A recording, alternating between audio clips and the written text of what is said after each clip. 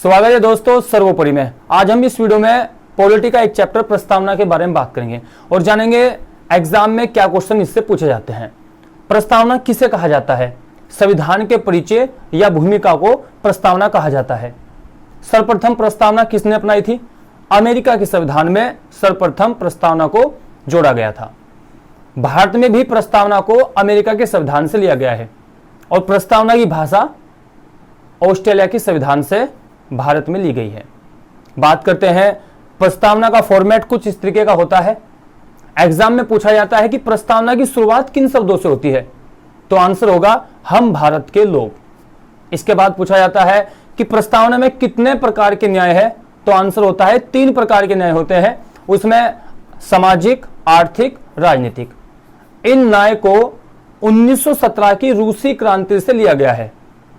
Next point होता है कि प्रस्तावना में स्वतंत्रता कितने प्रकार की होती है, तो स्वतंत्रता 5 प्रकार की दी गई है। इनमें 5 प्रकार में विश्वास, धर्म, अभिव्यक्ति, उपासना, 5 प्रकार की स्वतंत्रता होती है। इसके बाद प्रस्तावना को कब अपनाया गया? 26 नवंबर 1949 को प्रस्तावना को अपनाया गया है। अब तक प्रस्तावना में कितनी बार संविधान संशोधन हुआ है? तो दोस्तों एक बार संविधान संशोधन हुआ है, 42वां संविधान संशोधन 1976, और इसमें प्रस्तावना में ये 3 शब्द शामिल किए गए हैं, समाजवादी, पंथनिरपेक्ष, अखंडता। प्रस्तावना में फ्रांस की क्रांति से समता, स्वतंत्रता, बंधुत्व इन शब्दों को शामिल किया गया है। बात करते हैं दोस्तों प्रस्तावना संविधान का भाग है या नहीं, इसके संबंध में क्या मामले सुप्रीम कोर्ट में आए हैं। पहला मामला आता है बेरूबाड़ी मामला 1960। इस मामले में सुप्रीम कोर्ट ने व्याख्या की है कि प्रस्तावना संविधान का भाग नहीं है। इसके बाद अगला मामला आता है केशवानंद भारती मामला 1973। सर्वोच्च न्यायालय ने व्याख्या की है कि प्रस्तावना संविधान का अति महत्वपूर्ण हिस्सा है।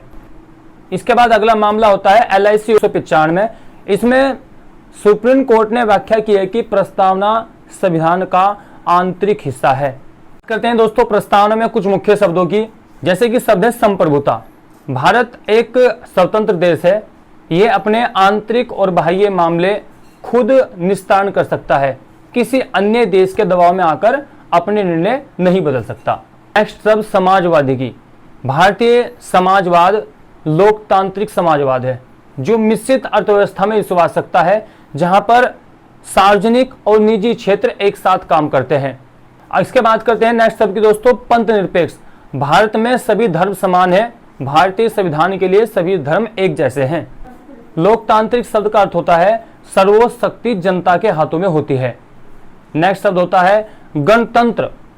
गणतंत्र शब्द का अर्थ होता है जिस तंत्र का शासक जनता के द्वारा प्रत्यक्ष रूप से चुना जाता है वो राज्य गणतंत्र कहलाता है।